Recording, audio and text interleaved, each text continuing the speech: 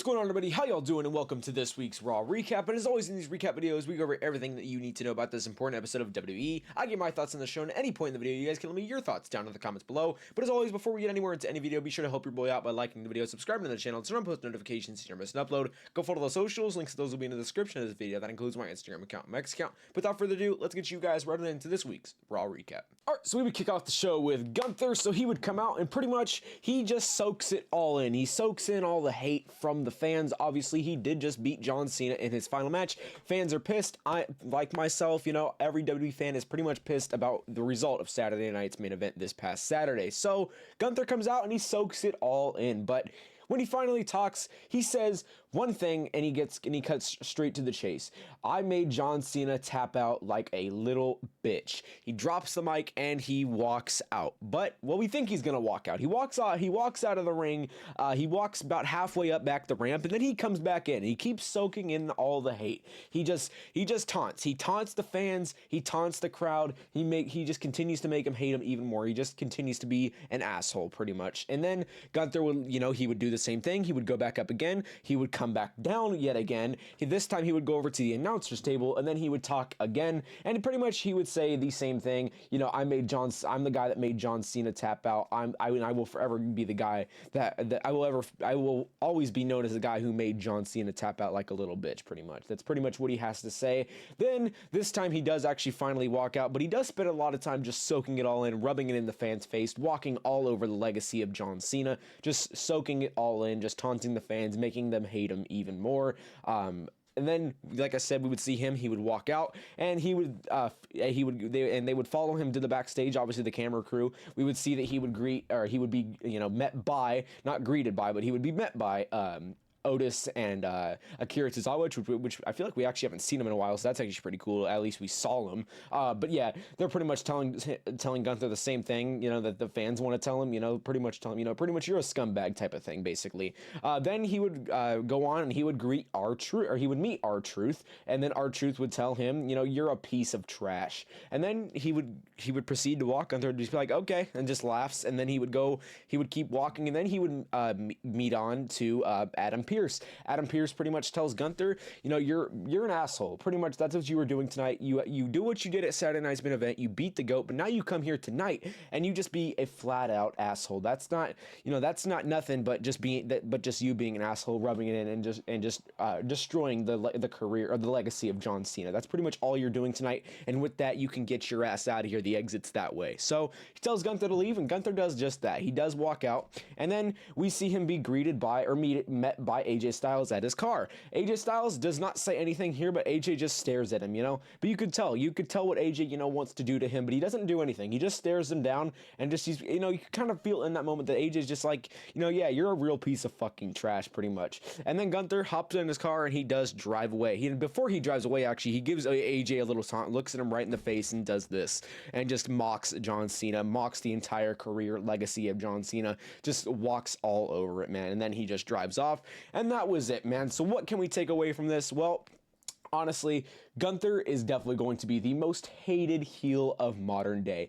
I thought for sure it was going to be Logan Paul, and it was actually Logan Paul in my opinion for a minute there, but dude, after what we've seen tonight and what Gunther did at Saturday night's main event, it's going to be Gunther, man. Gunther is absolutely the most hated, absolutely hated WWE superstar of the modern day. I don't know if that's ever going to change, man. It could not, we'll see. But as far as it stands now, honestly, man, like I keep saying, Gunther is definitely the most hated heel or hated WWE superstar right now because of everything that has happened and what he's been involved in. So it's going to be interesting to see how that plays out, man. What's next for Gunther? Don't really know. He pretty much just came out and, like I said, just stomped all over the legacy of John Cena. So we technically don't know what's next. Possibly AJ Styles, because that's definitely possible, but then again, AJ Styles is involved in the tag team division. We'll have to see what's going on with that. We don't really know after this promo specifically, but yeah, that's really all you got to know here.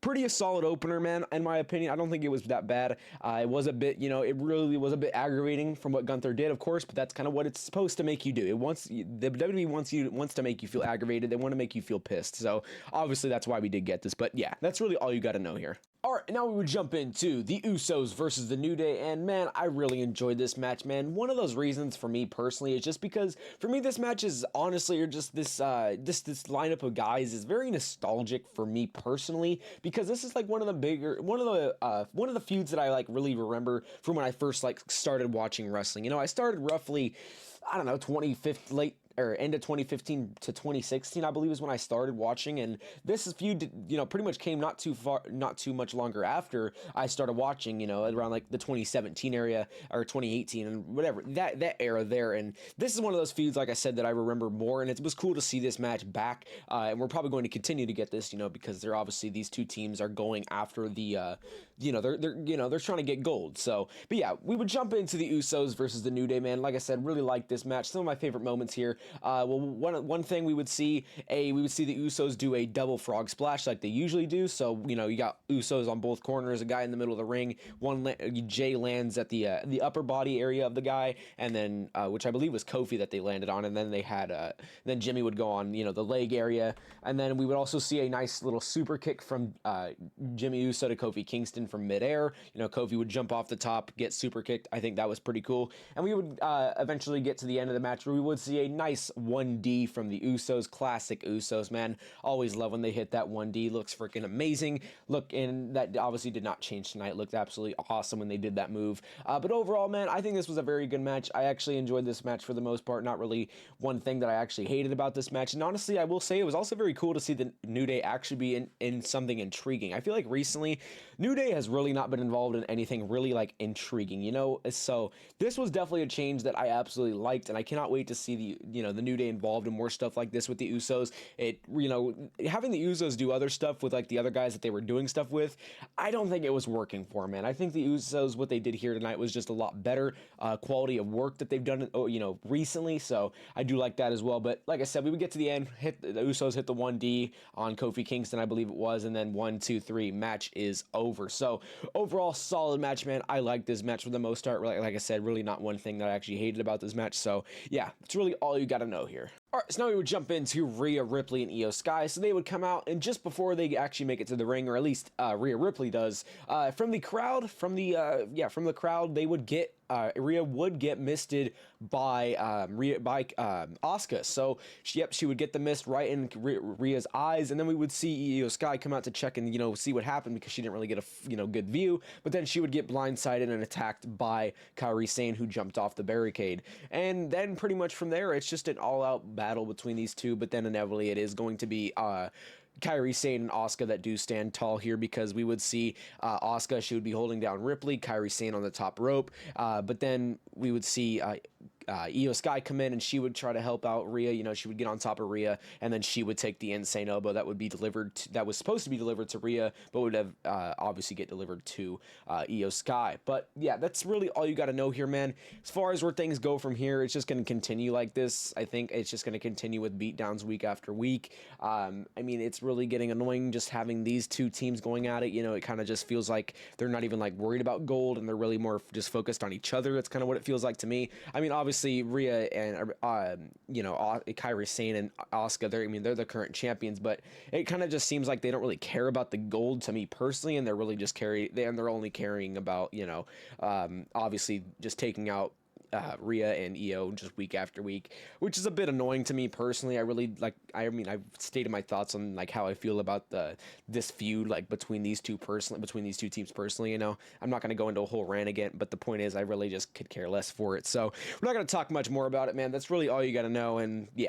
All right, next up, we would jump into Maxine Dupree defending her Women's Intercontinental Championship against Ivy Nile. I gotta be honest, this match, not bad whatsoever. I'm not trash-talking this match whatsoever, but I think there's other matches that I've seen Maxine in recently that I just prefer more than this one. That being, obviously, her matches with Becky Lynch, but that's not hating on this match whatsoever. So we'll jump into this match, man. So overall, I still think this match was very solid. In fact, I think there's actually some qualities in this match that I would have actually preferred to see in other matches, but, that Maxine's had recently, but we didn't see those, but we did see them here. What some of those qualities were, I just feel like overall moves from Maxine Dupree look stronger, and I think as far as defense and just as far as just the way she moves around the ring, the way she interacts with other stars, that being obviously Ivy Nile, the way she performs moves, it just overall looked a lot more clean. How she broke out of moves, just overall, I think everything just looks so much more improved from Maxine Dupree. Obviously, that paying off the fact that she's been training with Natalia, of course. So that obviously that pays off that idea. But overall, I think that with this match showcased that a lot better than other matches. But still, I think this match was still very freaking good. Just not as good as some other ones that we've seen. But we would get to the end of the match where we would see an ankle lock locked in on Ivy Nile by Maxine Dupree. Ivy Nile, it does tap out, and we will see Maxine Dupree still our Intercontinental Champion. So obviously kind of already expected to not see this title going to Ivy Nile whatsoever. But overall, we still did get a very solid match out of this one. I enjoyed it, but like I said, definitely not the best match that I've seen for Maxine Dupree. Alright, now we would jump into such a fucking awesome promo from CM Punk, man. This pretty much just feeds right back into Braun Breaker, man. Obviously, those promos that Braun Breaker had cut on CM Punk, so we're gonna cut straight to the chase, man. So CM Punk cuts this gnarly promo. So he starts it off with, I got a lot of things he needs to get out. He says he got a lot of things he needs to get off his chest. The main one of those things, though, is going to be what happened at War Games. Braun Breaker wants to sit here and say that, oh, just because he pinned me at War Games, he deserves a shot, basically. But the point is, he only got this shot because he had help.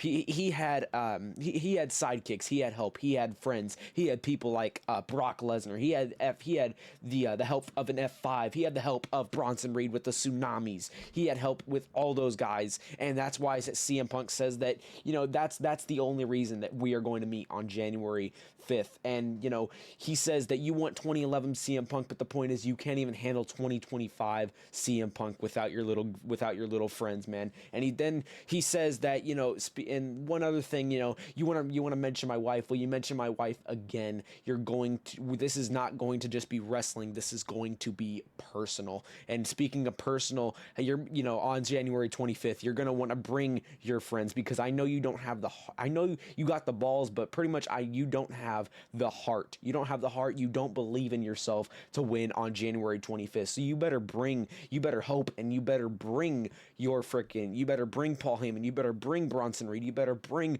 Brock Lesnar. You better bring all those guys, and you better even bring your freaking stupid father and his stupid brother, obviously referencing Scott Steiner and what's the other one? Scott Steiner and Rick Steiner, mentioning both of them.